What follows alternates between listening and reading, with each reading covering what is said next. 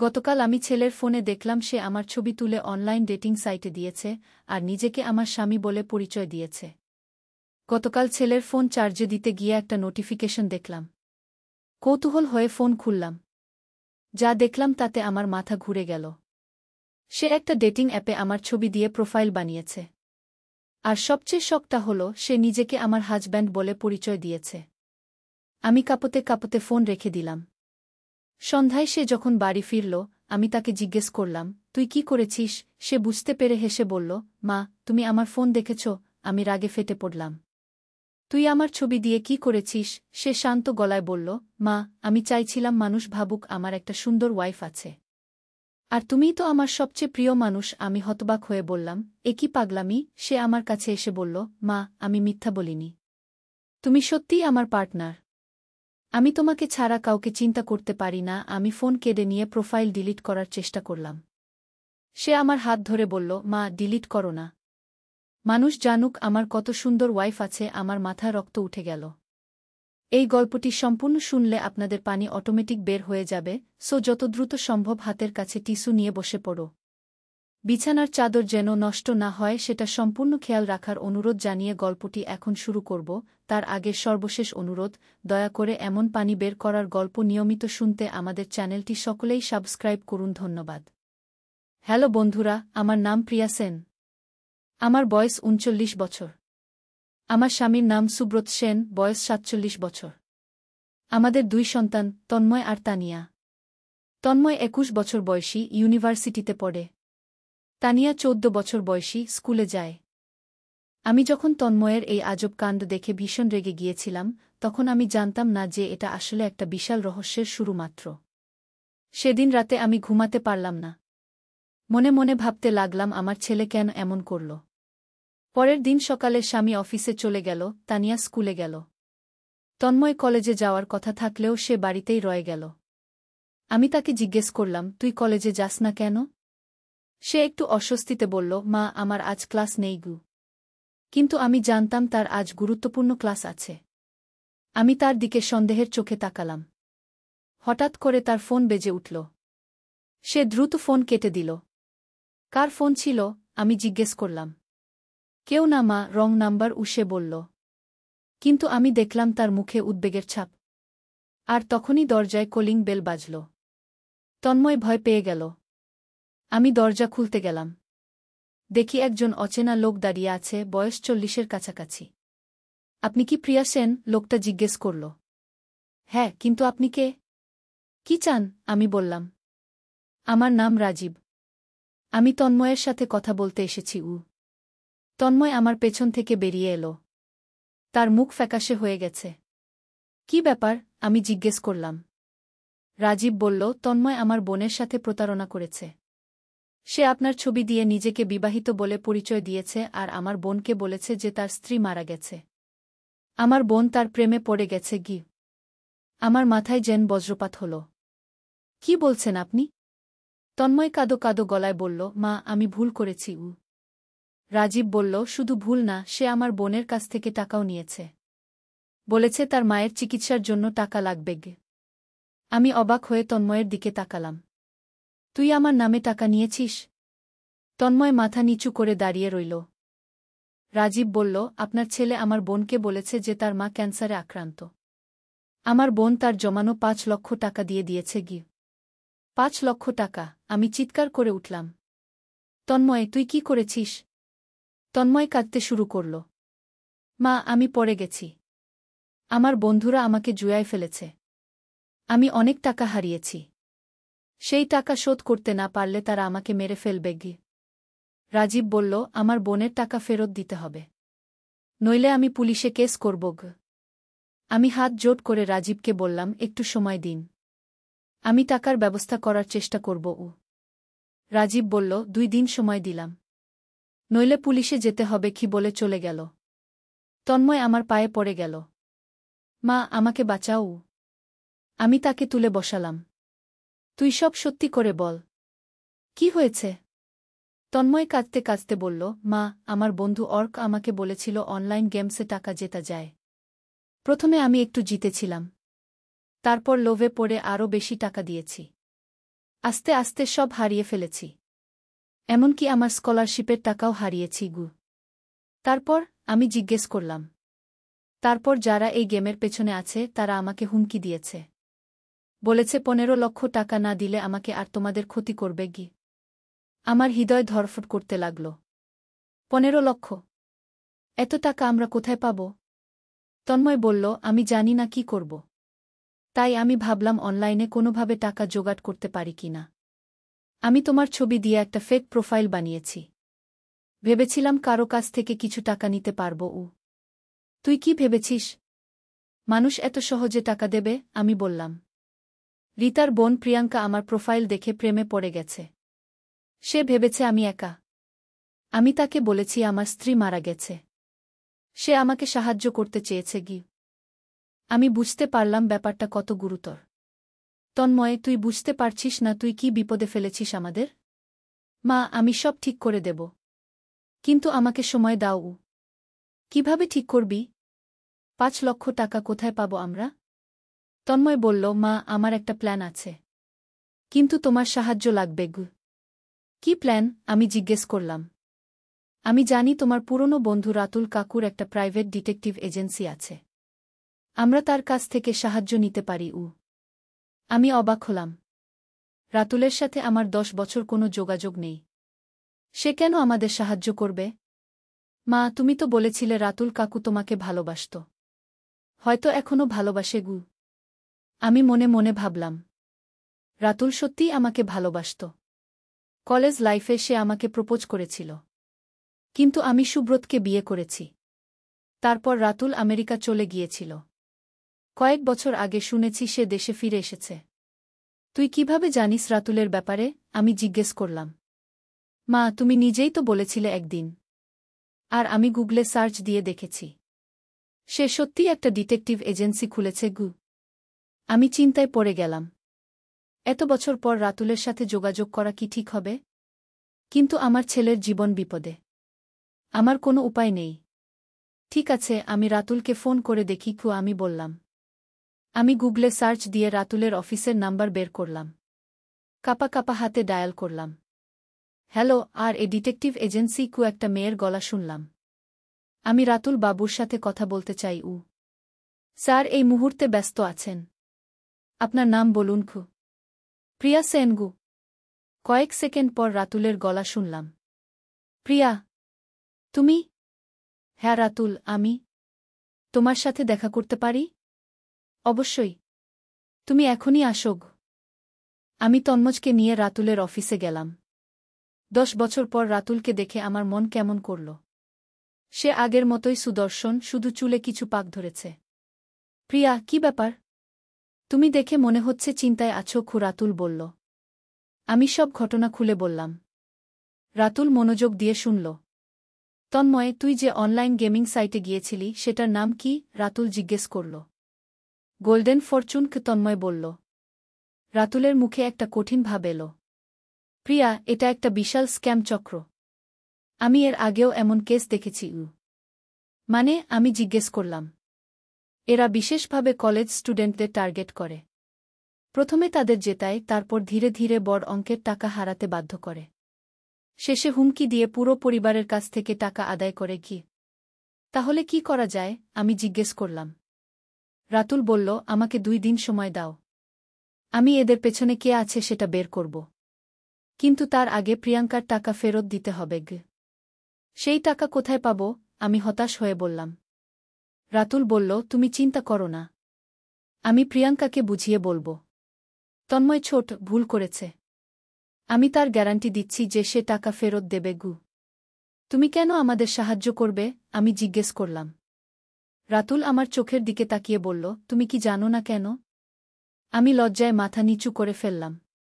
রাতুল বলল, যাই হোক, আমি তোমাদের সাহায্য করব। কিন্তু তন্ময়কে আমার সাথে আসতে হবে। কোথায়? তন্ময় জিজ্ঞেস করল। তোকে দেখাতে হবে এই স্ক্যামাররা কারা।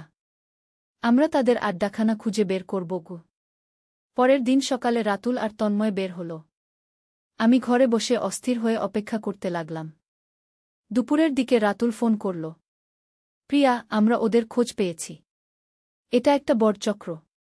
শুধু তন্ময় না, আরও অনেক ছেলে এদের ফাঁদে পড়েছে গু। তাহলে কি করবে? আমি জিজ্ঞেস করলাম। আমি পুলিশে খবর দিয়েছি। কিন্তু তার আগে আমাদের প্রমাণ সংগ্রহ করতে হবে গে। প্রমাণ? হ্যাঁ। তন্ময়কে আবার ওদের সাথে যোগাযোগ করতে হবে। আমরা ওদের কথোপকথন রেকর্ড করব গে। আমার ভয় লাগল। এটা কি নিরাপদ হবে? আমি আছি না। চিন্তা করো না গে। সন্ধ্যায় রাতুল আর তন্ময় বাড়ি ফিরল। তন্ময়ের হাতে একটা ছোট রেকর্ডিং ডিভাইস। এটা কি? আমি জিজ্ঞেস করলাম। রাতুল বলল, এটা দিয়ে আমরা ওদের কথা রেকর্ড করব। তন্ময় কাল ওদের সাথে দেখা করবে। আমি লুকিয়ে থাকব। রাতে স্বামী বাড়ি ফিরল। আমি তাকে সব বললাম। সুব্রত প্রথমে রেগে গেল, তারপর চিন্তায় পড়ে গেল। প্রিয়া, আমাদের কাছে তো এত টাকা নেই, সুব্রত বলল। আমি জানি। কিন্তু রাতুল সাহায্য করছে গ। সুব্রত একটু অস্বস্তিতে বলল, তুমি রাতুলের সাথে কথা বলেছ? কেন? আমি বুঝলাম সুব্রত ঈর্ষান্বিত হচ্ছে। আমার আর কোনো উপায় ছিল না। আমাদের ছেলের জীবন বিপদে। সুব্রত মাথা নাড়ল। ঠিক আছে। কিন্তু আমি চাই আমিও এই ব্যাপারে জড়িত থাকি গু। পরের দিন সকালে আমরা সবাই মিলে রাতুলের অফিসে গেলাম। রাতুল একটা প্ল্যান বানিয়েছে। তন্ময়, তুই আজ ওদের বলবি যে তোর মা তোর ব্যাপারে জেনে গেছে। কিন্তু তোর মা রাজি হয়েছে টাকা দিতে। বলবি তোর মায়ের গহনা বিক্রি করে টাকা জোগাড় করছে গি। তারপর? তন্ময় জিজ্ঞেস করল। তারপর ওরা তোর মায়ের সাথে দেখা করতে চাইবে। আমরা সেই সুযোগে ওদের ফাঁদে ফেলব গু। সুব্রত বলল, এটা ঝুঁকিপূর্ণ না? রাতুল বলল, ঝুঁকি আছে। কিন্তু এটাই একমাত্র উপায় গু। আমি বললাম, আমি রাজি আছি। তন্ময় স্ক্যামারদের ফোন করল। আমরা সবাই কান পেতে শুনলাম। হ্যালো, আমি তন্ময়। হ্যাঁ তন্ময়, টাকার ব্যবস্থা হয়েছে, একটা রুক্ষ গলা বলল। হ্যাঁ ভাই। আমার মা রাজি হয়েছে। সে তার গহনা বিক্রি করে টাকা দেবে গি। ভালো। কিন্তু আমরা তোর মায়ের সাথে কথা বলতে চাই। সে রাজি আছে। কিন্তু তার একটা শর্ত আছে গি। কি শর্ত? সে চায় তোমরা প্রমাণ করো যে তোমাদের কাছে সত্যিই আমার বিপদের প্রমাণ আছে গি। ওপাশ থেকে কিছুক্ষণ নীরবতা এলো। তারপর গলা বলল, ঠিক আছে। আজ রাতে 8টায় পার্ক স্ট্রিটের কফি হাউসে আসো। তোর মাকে নিয়ে গি। ফোন কেটে গেল। রাতুল বলল, পারফেক্ট। আমি আগে থেকেই কফি হাউসে পৌঁছে যাব। আর তোমরা যাওয়ার আগে আমি পুলিশকে খবর দিয়ে রাখব। সন্ধ্যা 7টায় আমি আর তন্ময় বাড়ি থেকে বের হলাম। সুব্রত অফিস থেকে সরাসরি কফি হাউসে আসার কথা। আমার বুক ধড়ফড় করছিল। জীবনে আগে কখনো এমন অ্যাডভেঞ্চারে যাইনি। কফি হাউসে পৌঁছে দেখি রাতুল আগে থেকেই একটা কোণার টেবিলে বসে আছে। সে আমাদের দেখে ইশারা করল। আমরা তার কাছাকাছি একটা টেবিলে বসলাম। 8টা বাজার 5 মিনিট পর দুইজন লোক এলো। একজনের বয়স 30-এর কাছাকাছি, আরেকজন একটু বয়স্ক। তারা আমাদের কাছে এসে বসল। আপনি নিশ্চয়ই তন্ময়ের মা? ছোটজন বলল। হ্যাঁ গো, আমি বললাম। আমার নাম সাগর। আর উনি হলেন আমার বস জাহিদ ভাই। জাহিদ বলল, আপা, আপনার ছেলে আমাদের কাছে 15 লক্ষ টাকার দেনাদার। আমরা তাকে অনেক সময় দিয়েছি। আমি নকল করে কাঁদতে শুরু করলাম। ভাই, আমি একা মা। আমার কোথায় এত টাকা? আপা, আমরা জানি আপনার স্বামী একটা কোম্পানিতে চাকরি করে। আর আপনার অনেক গহনা আছে গি। আমি অবাক হলাম। আপনারা কিভাবে জানেন? সাগর হেসে বলল, আপা, আমরা সব জানি। এমনকি জানি আপনার মেয়ে কোনো স্কুলে পড়ে। আমার রক্ত ঠান্ডা হয়ে গেল। এরা আমার মেয়েকে হুমকি দিচ্ছে।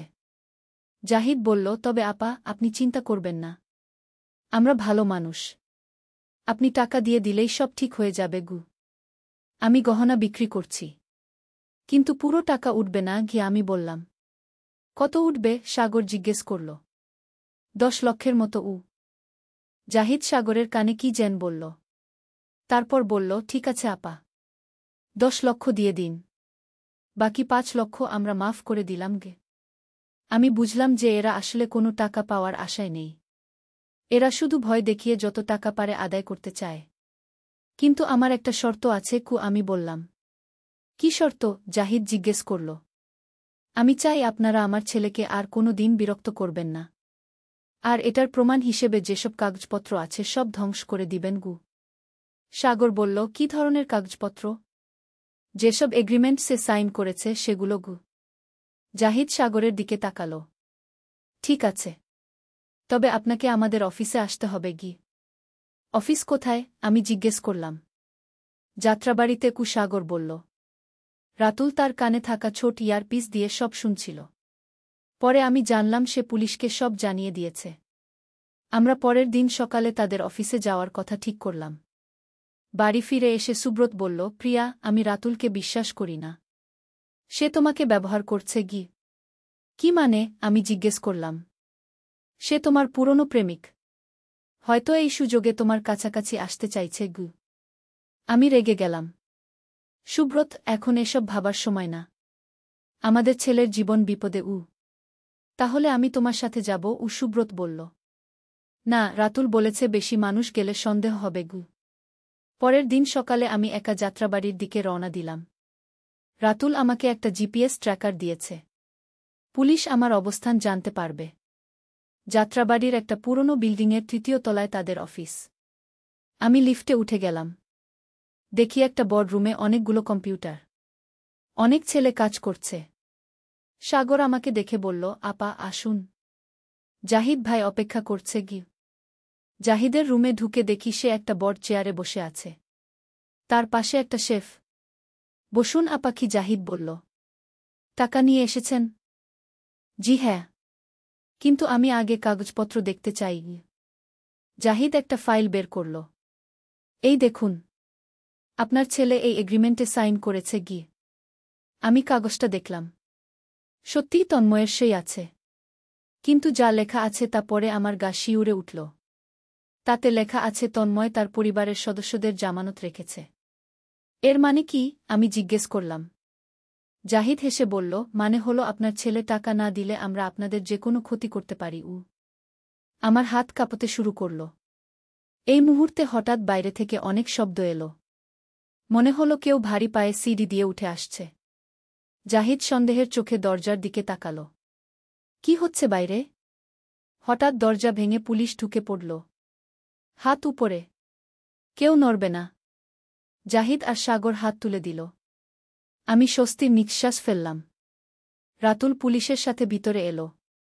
প্রিয়া, তুমি ঠিক আছো? হ্যাঁ গো, আমি বললাম।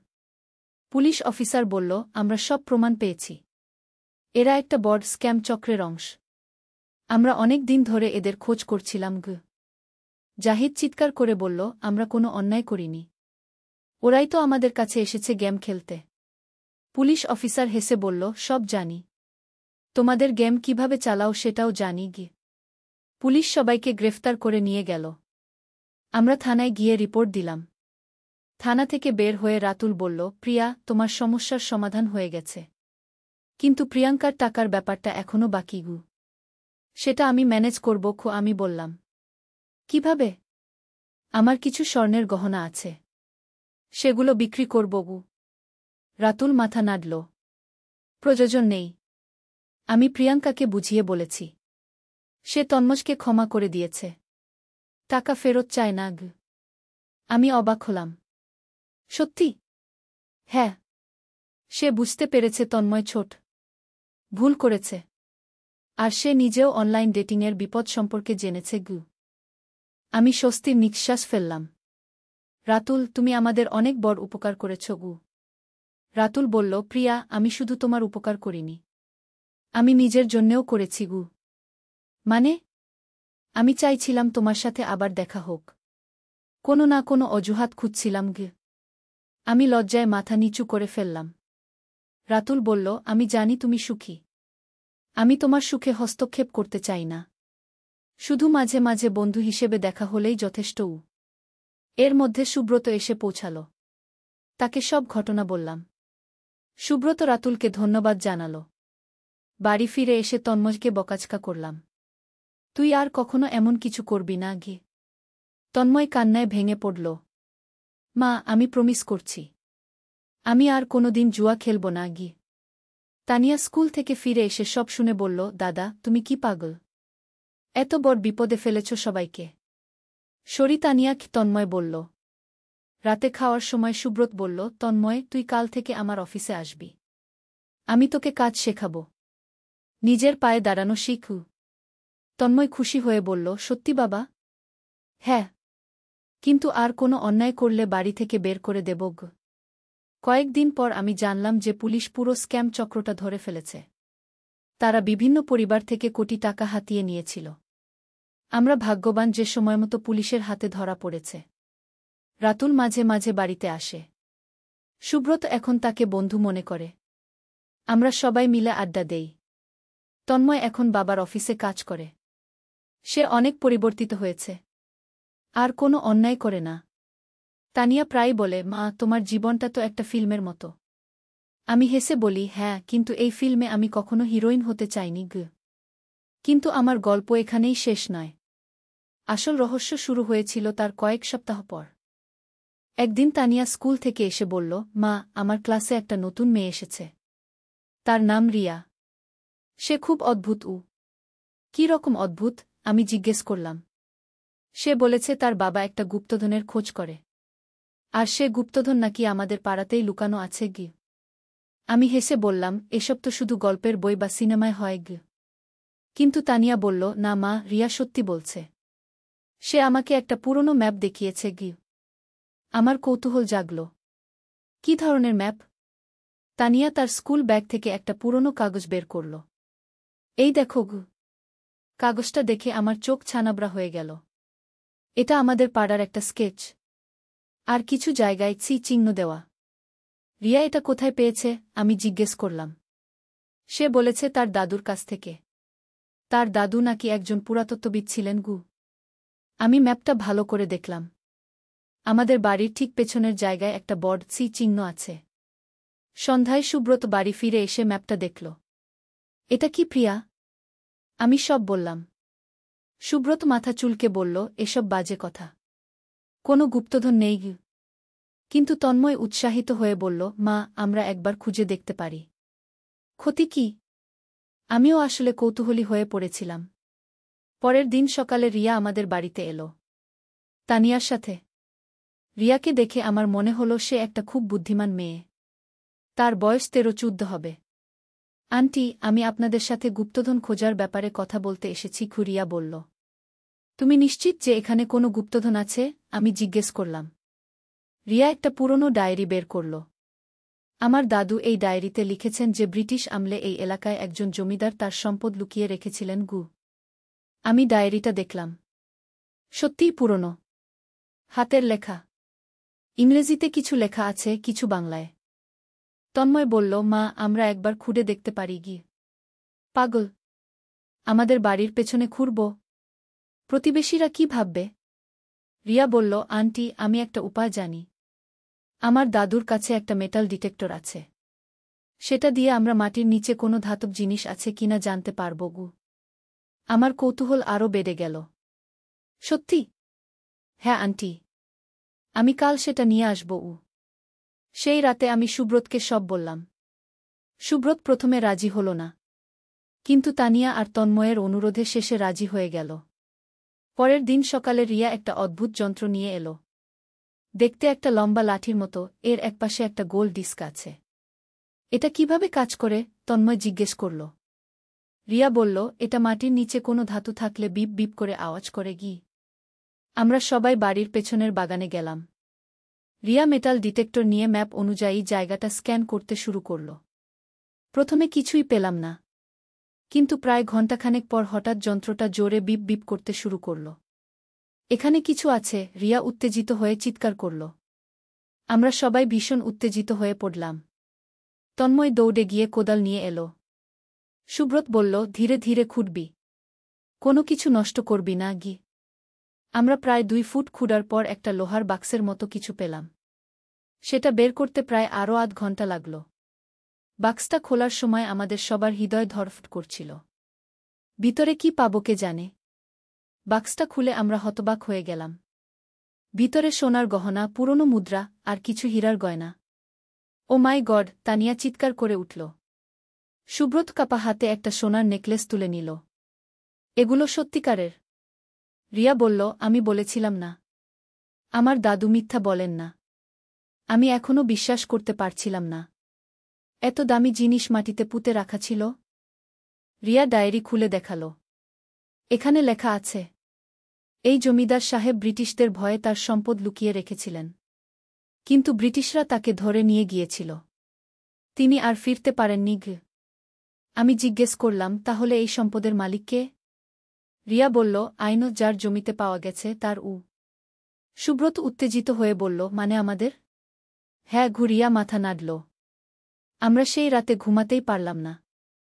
এত বড় ঘটনা ঘটে গেছে আমাদের জীবনে। পরের দিন আমরা একটা জুয়েলার্সের কাছে গিয়ে গহনাগুলো দেখালাম। তিনি বললেন, এগুলো খুবই দামি, কমপক্ষে 50 লক্ষ টাকার। আমাদের মাথা ঘুরে গেল। 50 লক্ষ টাকা!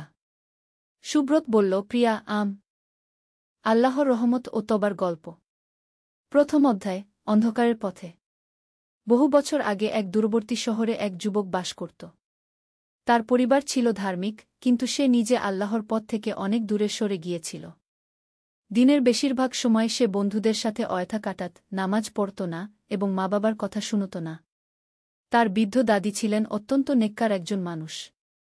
সারাদিন কুরআন তিলাওয়াত করতেন, নামাজে দাঁড়িয়ে থাকতেন আর নাতির জন্য দোয়া করতেন। প্রতিদিন সকালে তিনি নাতিকে ডাকতেন, বাবা, এসো নামাজ পড়ি, আল্লাহ তাআলার কাছে ক্ষমা চাই।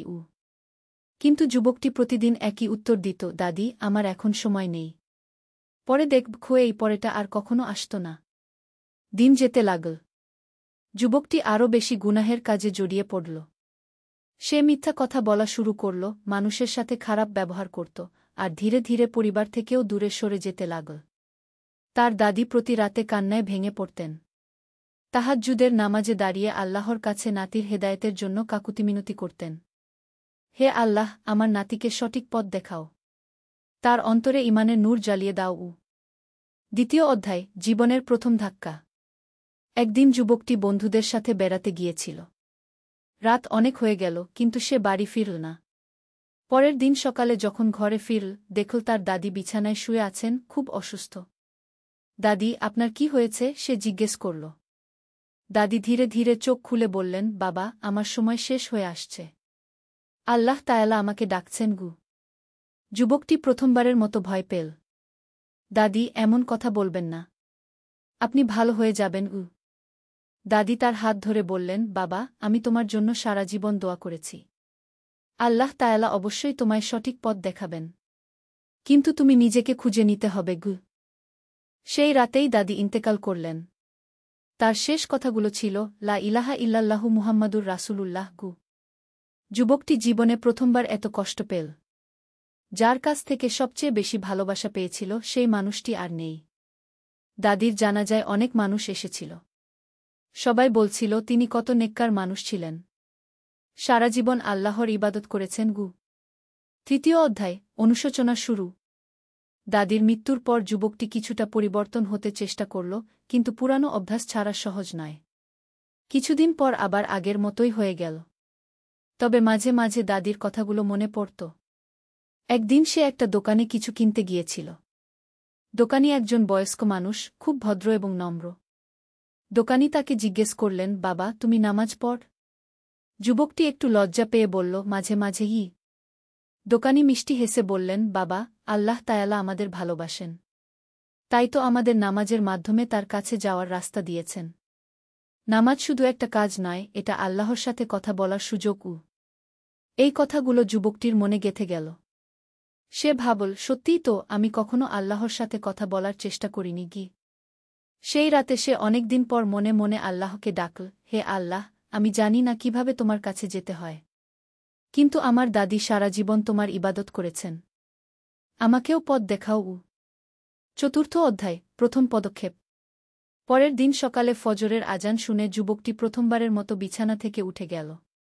সে জানত না কিভাবে অজু করতে হয়, কিভাবে নামাজ পড়তে হয়, কিন্তু সে চেষ্টা করল। তার বাবা অবাক হয়ে দেখলেন ছেলে অজু করার চেষ্টা করছে। তিনি কিছু না বলে পাশে গিয়ে দাঁড়ালেন এবং ধীরে ধীরে শেখালেন কিভাবে অজু করতে হয়। বাবা, অজু করার সময় এই দোয়া পড়বে, বিসমিল্লাহ। আর অজুর পর পড়বে, আশহাদু আল্লা ইলাহা ইল্লাল্লাহু ওয়াহদাহু লা শারিকা লাহ ওয়া আশহাদু আন্না মুহাম্মাদান আবদুহু ওয়া রাসূলুহু। প্রথম নামাজটা ঠিকমতো হল না। সে জানত না কোনো সূরা পড়তে হয়, কখন রুকু করতে হয়। কিন্তু সে চেষ্টা করেছিল, আর এটাই ছিল সবচেয়ে গুরুত্বপূর্ণ। নামাজের পর সে অদ্ভুত একটা শান্তি অনুভব করল। মনে হচ্ছিল অনেক দিন পর একটা ভালো কাজ করেছে। তার মা খুব খুশি হলেন। তিনি বললেন, তোমার দাদির দোয়া কবুল হয়েছে গিউ। পঞ্চম অধ্যায়, জ্ঞান অর্জনের পথ। যুবকটি বুঝল যে শুধু নামাজ পড়লেই হবে না, তাকে ইসলাম সম্পর্কে জানতে হবে। সে স্থানীয় মসজিদে গেল ইমাম সাহেবের কাছে। ইমাম সাহেব খুব দয়ালু মানুষ ছিলেন। তিনি যুবকটিকে দেখে খুশি হলেন। ভালো কথা বাবা, তুমি সঠিক সময়ে এসেছ। আমরা এখানে প্রতি সন্ধ্যায় কুরআন ও হাদিসের পাঠ নিই গু। প্রথম দিনে ইমাম সাহেব তাওহীদ সম্পর্কে বললেন। বাবারা, তাওহীদ মানে হল একমাত্র আল্লাহকে ইলাহ হিসেবে মানা। আল্লাহ ছাড়া আর কেউ আমাদের উপকার বা ক্ষতি করতে পারে না। তিনিই আমাদের রিজিক দেন, তিনিই আমাদের রক্ষা করেন গু। যুবকটি বুঝল যে সে আগে কত ভুল পথে ছিল। সে মনে মনে তওবা করল, হে আল্লাহ, আমি এতদিন তোমার অবাধ্য ছিলাম। আমাকে ক্ষমা করে দাও। ইমাম সাহেব আরও বললেন, তবার দরজা সবসময় খোলা। আল্লাহ তায়ালা বলেছেন, বলুন, হে আমার বান্দারা, যারা নিজেদের উপর অবিচার করেছ, আল্লাহর রহমত থেকে নিরাশ হজ না। নিশ্চয়ই আল্লাহ সব গুনাহ ক্ষমা করে দেন। তিনি ক্ষমাশীল, দয়ালু। ষষ্ঠ অধ্যায়, পরিবর্তনের চ্যালেঞ্জ। যুবকটি নিয়মিত মসজিদে যেতে শুরু করল। 5 ওয়াক্ত নামাজ পড়ার চেষ্টা করত, কুরআন তিলাওয়াত শিখত। কিন্তু এই পরিবর্তন সহজ ছিল না। তার পুরানো বন্ধুরা তাকে নিয়ে হাসাহাসি করত। এই দেখো, হুজুর হয়ে গেছে, আমাদের সাথে ঘুরতে আসবি না? যুবকটি বুঝল যে তাকে কঠিন সিদ্ধান্ত নিতে হবে। একদিন সে তার সবচেয়ে কাছের বন্ধুকে বলল, আমি আর আগের মতো সময় কাটাতে পারব না। আমি আল্লাহর রাস্তায় চলার চেষ্টা করছি। বন্ধুটি রেগে গেল, তুই পাগল হয়ে গেছিস। ধর্ম নিয়ে এত মাথা ঘামানোর কি দরকার? এই কথা শুনে যুবকটি কষ্ট পেল, কিন্তু সে দৃঢ় থাকল। সে বুঝেছিল যে সত্যিকারের বন্ধুরা তার ভালো কাজে বাধা দেবে না, বরং সাহায্য করবে। ইমাম সাহেব তাকে বললেন, বাবা, এটা স্বাভাবিক। যখন তুমি আল্লাহর পথে চলবে, তখন শয়তান বিভিন্নভাবে বাধা দেবে। কিন্তু আল্লাহর সাহায্য সবসময় আছে। তুমি ইস্তেগফার পড়তে থাকো, আস্তাগফিরুল্লাহাল আজিম গু। সপ্তম অধ্যায়, নতুন সাথী। যুবকটি মসজিদে নিয়মিত যাওয়ার ফলে নতুন কিছু বন্ধু পেল। তারা সবাই ছিল ভালো মানুষ, যারা একে অপরকে ভালো কাজে উৎসাহ দিত। তাদের মধ্যে একজন ছিল যে কুরআন হিফজ করেছিল। সে যুবকটিকে কুরআনের বিভিন্ন সূরা শেখাত। আরেকজন ছিল যে হাদিসের বিভিন্ন বই পড়েছিল। সে রাসূল শাহ এর জীবনের ঘটনা বলত। তোমরা জানো, একদিন সে বলল, আমাদের নবী শাহ কত দয়ালু ছিলেন। যারা তাকে কষ্ট দিত, তিনি তাদের জন্যও দোয়া করতেন। আমাদেরও সবার সাথে ভালো ব্যবহার করা উচিতকে। এই কথাগুলো যুবকটির মনে গভীর প্রভাব ফেল। সে বুঝল যে ইসলাম শুধু নামাজ রোজার নাম নয়, এটা একটা পূর্ণাঙ্গ জীবন ব্যবস্থা। সে তার আচরণ পরিবর্তন করতে শুরু করল। বাড়িতে মা-বাবার সাথে ভালো ব্যবহার করত, প্রতিবেশীদের সাহায্য করত, রাস্তায় কেউ অসুবিধায় পড়লে এগিয়ে যেত। অষ্টম অধ্যায়, পরীক্ষার সময়। যুবকটি যখন ভাবছিল যে তার জীবন এবার ঠিকমতো চলছে, তখনই এক বড় পরীক্ষা এসে গেল। তার পরিবারে আর্থিক সমস্যা দেখা দিল। তার বাবার চাকরি চলে গেল। পরিবারে অভাব দেখা দিল। প্রয়োজনীয় জিনিসপত্র কিনতে কষ্ট হতে লাগল। এই সময় যুবকটির মনে নানা প্রশ্ন আসতে লাগল। আমি তো ভালো কাজ করার চেষ্টা করছি, তাহলে এই বিপদ কেন? একদিন সে ইমাম সাহেবের কাছে গিয়ে এই প্রশ্ন করল। ইমাম সাহেব বললেন, বাবা, এটা পরীক্ষা। আল্লাহ তায়ালা বলেছেন, আমি তোমাদের অবশ্যই পরীক্ষা করব ভয়, ক্ষুধা, সম্পদ, জীবন ও ফলফসলের ক্ষতি দিয়ে। তবে ধৈর্যশীলদের সুসংবাদ দাও। পরীক্ষার সময় বোঝা যায় আমাদের ঈমান কতটা মজবুত। তুমি ধৈর্য ধরো, আল্লাহর উপর ভরসা রাখো। তিনি অবশ্যই রাস্তা বের করে দেবেন গ। যুবকটি তার কথা মনে রাখল। সে আরও বেশি নামাজ পড়তে লাগল, দোয়া করতে লাগল। রাতে তাহাজ্জুদ পড়ে আল্লাহর কাছে সাহায্য চাইত। নবম অধ্যায়, সাহায্যের হাত। একদিন যুবকটি মসজিদে নামাজ পড়তে গিয়েছিল। নামাজের পর ইমাম সাহেব তাকে ডাকলেন। বাবা, তোমার সাথে একটু কথা আছে কি? আমি জানি তোমাদের পরিবারে এখন কষ্ট চলছে। মসজিদের পক্ষ থেকে আমরা তোমাদের কিছু সাহায্য করতে চাই। যুবকটি অবাক হয়ে বলল, ইমাম সাহেব, কিন্তু আমি তো কাউকে কিছু বলিনি গিয়ে। ইমাম সাহেব মিষ্টি হেসে বললেন, বাবা, মুসলিম ভাইবোনেরা একে অপরের খোঁজ রাখে। আর তাছাড়া একজন মুমিনের কষ্ট দেখে অন্য মুমিনরা চুপ করে থাকতে পারে না গিয়ে। সেদিন মসজিদের সদস্যরা তাদের পরিবারের জন্য খাবার ও প্রয়োজনীয় জিনিসপত্র নিয়ে এসেছিল। যুবকটি কৃতজ্ঞতায় কান্নায় ভেঙে পড়ল। আল্লাহ তায়ালা বলেছেন, ইমাম সাহেব বললেন, যে ব্যক্তি কোনো মুমিনের দুনিয়ার কোনো কষ্ট দূর করে দেয়, আল্লাহ তার আখেরাতের কষ্ট দূর করে দেবেন। 10ম অধ্যায়, নতুন সুযোগ। কয়েকদিন পর একটা অপ্রত্যাশিত ঘটনা ঘটল। মসজিদের একজন সদস্য যুবকটিকে জিজ্ঞেস করলেন, তুমি কি কাজ খুঁজছ? হ্যাঁ আঙ্কল, চেষ্টা করছি। আমার একটা দোকান আছে। একজন সৎ ও বিশ্বস্ত ছেলের দরকার। তুমি যদি চাও, আমার সাথে কাজ করতে পারো। যুবকটি খুব খুশি হয়ে রাজি হয়ে গেল। কাজ শুরু করার পর সে বুঝল যে এই মানুষটি শুধু একজন ভালো মুসলিমই নন, একজন আদর্শ ব্যবসায়ীও। তিনি সবসময় সততার সাথে ব্যবসা করতেন, কখনো মিথ্যা বলতেন না, গরিব ক্রেতাদের কম দামে জিনিস দিতেন। দেখো বাবা, তিনি একদিন যুবকটিকে বললেন, ব্যবসায় সততাই সবচেয়ে বড় পুঁজি। আল্লাহ তায়ালা সৎ ব্যবসায়ীদের রিজিকে বরকত দেন। যুবকটি অনেক কিছু শিখতে লাগল। কিভাবে মানুষের সাথে ভালো ব্যবহার করতে হয়, কিভাবে সততার সাথে কাজ করতে হয়। 11 অধ্যায়, দানের গুরুত্ব। কয়েক মাস কাজ করার পর যুবকটির আর্থিক অবস্থা কিছুটা ভালো হল। একদিন সে ইমাম সাহেবের কাছে গিয়ে বলল, ইমাম সাহেব, আমি কিছু টাকা জমিয়েছি। মসজিদের জন্য কিছু দান করতে চাই। ইমাম সাহেব খুশি হয়ে বললেন, বাহ বাবা, আল্লাহ তোমার মনে দানের চিন্তা এনেছেন। এটা বড় নিয়ামত। তবে শুধু মসজিদেই নয়, চারপাশে তাকাও। কোনো গরিব পরিবার আছে কিনা, কোনো অসহায় মানুষ আছে কিনা, তাদেরও সাহায্য করো। যুবকটি চারপাশে খোঁজ নিতে লাগল। সে দেখল তাদের পাশের বাড়িতে এক বিধবা মহিলা তার ছোট বাচ্চা নিয়ে খুব কষ্টে আছেন। তার স্বামী মারা যাওয়ার পর কোনো আয় নেই। যুবকটি তার জন্য নিয়মিত খাবার ও প্রয়োজনীয় জিনিস নিয়ে যেত। মহিলাটি তার জন্য দোয়া করতেন, আল্লাহ তোমার ভালো করুক বাবাগি। আল্লাহ তায়ালা বলেছেন, ইমাম সাহেব বললেন, তোমরা যা কিছু ভালো কাজ করো, আল্লাহ তা জানেন। আর আল্লাহ মুত্তাকিদের ভালোবাসেন। 12 অধ্যায়, বিবাহের প্রস্তাব।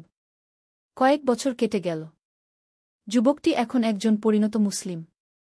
সে নিয়মিত নামাজ পড়ে, কুরআন তিলাওয়াত করে, মানুষের সাহায্য করে। তার চরিত্র ও আচরণ দেখে সবাই প্রশংসা করে। একদিন তার বাবা মা তার সাথে কথা বললেন, বাবা, তোর এখন বিয়ের বয়স হয়েছে। আমরা একটা ভালো মেয়ে দেখেছি। মেয়েটির পরিবারও ধার্মিক। মেয়েটি নিজেও নামাজি, কুরআন জানে। দুই পরিবার একসাথে বসে সিদ্ধান্ত নিল। বিয়ের আগে যুবকটি আল্লাহর কাছে দোয়া করল, হে আল্লাহ, আমার জীবনসঙ্গী যেন আমাকে তোমার রাস্তায় চলতে সাহায্য করে। আমরা যেন একসাথে তোমার ইবাদত করি। বিয়ের দিন সবাই দোয়া করল নতুন দম্পতির জন্য। ইমাম সাহেব বললেন, আল্লাহ তোমাদের দুজনকে খুশি রাখুন। তোমাদের ঘরে শান্তি ও বরকত দিন। 13 অধ্যায়, নতুন জীবনের শুরু। বিয়ের পর যুবকটির জীবন আরও সুন্দর হয়ে উঠল। তার স্ত্রী একজন আদর্শ মুসলিম নারী ছিলেন। তিনি স্বামীকে ভালো কাজে উৎসাহ দিতেন, একসাথে নামাজ পড়তেন, কুরআন তিলাওয়াত করতেন। আমার স্বামী, তিনি একদিন বললেন, আমরা প্রতিদিন কিছু না কিছু ভালো কাজ করার চেষ্টা করি। এতে আল্লাহ তায়ালা খুশি হবেন। দুজনে মিলে গরিব পরিবারগুলোর সাহায্য করতেন। প্রতি শুক্রবার এতিম বাচ্চাদের জন্য খাবার নিয়ে যেতেন। যুবকটি বুঝল যে একজন সৎ জীবনসঙ্গী পাওয়া আল্লাহর বিশেষ রহমত। কিছুদিন পর তাদের প্রথম সন্তান হল, একটি কন্যা সন্তান। যুবকটি খুব খুশি হল। সে আল্লাহর শুকরিয়া আদায় করল এবং আকিকা দিল। আল্লাহ তায়ালা বলেছেন, ইমাম সাহেব বললেন, সন্তান দুনিয়ার সৌন্দর্য, কিন্তু তাদের সঠিক শিক্ষা দেওয়া বাবা মায়ের দায়িত্ব। 14 অধ্যায়, সন্তান লালন পালন। যুবকটি ও তার স্ত্রী তাদের মেয়েকে ইসলামিক শিক্ষায় গড়ে তুলতে লাগলেন। ছোট বয়স থেকেই তাকে আল্লাহর নাম শেখালেন, ছোট ছোট দোয়া শেখালেন। মেয়েটি যখন একটু বড় হল, তখন তাকে কুরআনের ছোট সূরাগুলো শেখানো শুরু করলেন। প্রতিদিন তার সাথে নামাজে দাঁড়ানোর অভ্যাস করালেন। একদিন ছোট মেয়েটি তার বাবাকে জিজ্ঞেস করল, বাবা, আল্লাহ তায়ালা কোথায় থাকেন? যুবকটি তার মেয়েকে কোলে নিয়ে বলল, বেটা, আল্লাহ তায়ালা আরশের উপর আছেন। কিন্তু তিনি আমাদের খুব কাছে। আমরা যখন তাকে ডাকি তিনি আমাদের ডাক শোনেন গু। আল্লাহ তায়ালা আমাদের ভালোবাসেন, তাই তো আমাদের বাবা মা দিয়েছেন, খাবার দিয়েছেন, বাড়ি দিয়েছেন গু। ছোট মেয়েটি খুশি হয়ে বলল, তাহলে আমি আল্লাহ তায়ালাকে ধন্যবাদ বলি গু। কয়েক বছর পর তাদের আরও একটি সন্তান হল, এবার একটি ছেলে। যুবকটি আবার আল্লাহর শুকরিয়া আদায় করল। পঞ্চদশ অধ্যায়, ব্যবসায়িক সাফল্য। আল্লাহ তায়ালা রহমতে যুবকটির ব্যবসা ভালো চলতে লাগল। তার মালিক তাকে অংশীদার বানাতে চাইলেন। তুমি একজন সৎ ও বিশ্বস্ত মানুষ। আমি চাই তুমি আমার সাথে এই ব্যবসার অংশীদার হওই। যুবকটি খুব কৃতজ্ঞ হল। সে জানত যে এটা আল্লাহর রহমত। কিন্তু সাফল্য পেয়েও সে অহংকার করল না, বরং আরও বেশি নম্র হয়ে গেল। তার আয় বাড়ার সাথে সাথে সে দানস্তকাও বাড়াতে লাগল। প্রতি মাসে তার আয়ের একটা অংশ গরিবদের মধ্যে বিতরণ করত। আল্লাহ তায়ালা বলেছেন, ইমাম সাহেব বললেন, তোমরা যা দান করো তিনি তার বদলা দেন, আর তিনিই সবচেয়ে ভালো রিজিকদাতা। একবার এক গরিব মানুষ তার দোকানে এসে সাহায্য চাইল। তার মেয়ের বিয়ে, কিন্তু টাকা নেই। যুবকটি তাকে যে পরিমাণ টাকা দিল সেটা তার জন্য যথেষ্ট ছিল। কিছুদিন পর সেই মানুষটি আবার এল। ভাই, আল্লাহ আপনার মঙ্গল করুক। আমার মেয়ের বিয়ে খুব সুন্দর হয়েছে। আমি আপনার জন্য দোয়া করি। ষোড়শ অধ্যায়, সমাজসেবায় অংশগ্রহণ। যুবকটি এখন একজন প্রতিষ্ঠিত মানুষ। কিন্তু সে তার দায়িত্ব ভুলে যায়নি। সে স্থানীয় মসজিদ কমিটির সদস্য হল এবং বিভিন্ন সমাজসেবামূলক কাজে অংশ নিতে লাগল। রমজান মাসে সে ইফতার বিতরণের আয়োজন করত। গরিব পরিবারগুলোর জন্য জাকাত সংগ্রহ করত। শীতকালে কম্বল বিতরণ করত। একবার এলাকায় বন্যা হল। অনেক পরিবার ক্ষতিগ্রস্ত হল। যুবকটি ও তার বন্ধুরা মিলে একটি সাহায্য কমিটি গঠন করলেন। তারা ক্ষতিগ্রস্ত পরিবারগুলোর জন্য খাবার, কাপড়, ওষুধ সংগ্রহ করলেন। এটাই হল ইসলাম, ইমাম সাহেব বললেন। একে অপরের পাশে দাঁড়ানো, বিপদের সময় সাহায্য করা। যুবকটি বুঝল যে আল্লাহ তাকে শুধু নিজের জন্য সম্পদ দেননি, বরং অন্যদের সাহায্য করার জন্য। সপ্তদশ অধ্যায়, হজবের সুযোগ। কয়েক বছর পর যুবকটির আর্থিক অবস্থা এতটা ভালো হল যে সে হজবে যাওয়ার চিন্তা করতে পারল। এটা তার জীবনের সবচেয়ে বড় স্বপ্ন ছিল। তার স্ত্রীও একমত হলেন। আল্লাহ তায়ালা আমাদের এই সুযোগ দিয়েছেন। আমাদের হজবে যাওয়া উচিত। হজবের প্রস্তুতি নিতে গিয়ে যুবকটি অনেক কিছু শিখল। হজবের নিয়মকানুন, দোয়া দুরুদ। সবচেয়ে গুরুত্বপূর্ণ বিষয় হল মনের প্রস্তুতি। হজ শুধু শারীরিক একটা যাত্রা নয়, ইমাম সাহেব বললেন, এটা আত্মিক পরিশুদ্ধতার যাত্রা। তুমি আল্লাহর ঘরে যাচ্ছ। তওবা করো, সব গুনাহ থেকে ক্ষমা চাও। হজবে যাওয়ার আগের রাতে যুবকটি সারারাত নামাজ পড়ল, কুরআন তিলাওয়াত করল। সে তার জীবনের সব ভুল ত্রুটির জন্য আল্লাহর কাছে ক্ষমা চাইল। অষ্টাদশ অধ্যায়, পবিত্র সফর। মক্কায় পৌঁছে যুবকটি প্রথমবার কাবা শরীফ দেখল। সেই মুহূর্তের অনুভূতি ভাষায় প্রকাশ করা সম্ভব নয়। তার চোখে পানি এসে গেল। লা ইলাহা ইল্লাল্লাহ, সে মনে মনে বলল। আল্লাহ তায়ালা, আমি তোমার ঘরে এসেছি। আমার সব গুনাহ ক্ষমা করে দাও। তাওয়াফ করার সময় সে তার দাদির কথা মনে করল। দাদি, আপনার দোয়া কবুল হয়েছে। আমি আল্লাহর ঘরে এসেছি।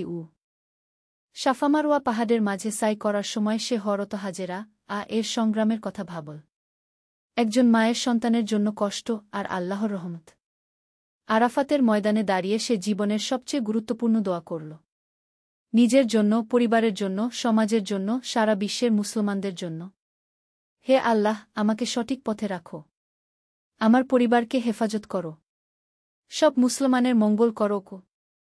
19তম অধ্যায়, হজব পরবর্তী জীবন। হজব থেকে ফিরে যুবকটি আগের চেয়েও বেশি পরহেজগার হয়ে গেল। হজবের অভিজ্ঞতা তার জীবনে গভীর প্রভাব ফেলেছিল। সে এখন আরও বেশি সময় ইবাদতে কাটাত। তাহাজ্জুদের নামাজ নিয়মিত পড়ত। কুরআন তিলাওয়াত আরও বেশি করত। মানুষের সাথে আরও ভালো ব্যবহার করত। তার ব্যবসাতেও আরও বেশি সততা এনেছিল। কখনো কোনো গ্রাহককে ধোঁকা দিত না। গরিব ক্রেতাদের সাহায্য করত। একদিন এক বৃদ্ধ লোক তার দোকানে এল। তার কিছু ওষুধ দরকার, কিন্তু পুরো টাকা নেই। যুবকটি তাকে ওষুধ দিয়ে দিল এবং বলল, যখন পারবেন দিয়ে দেবেন।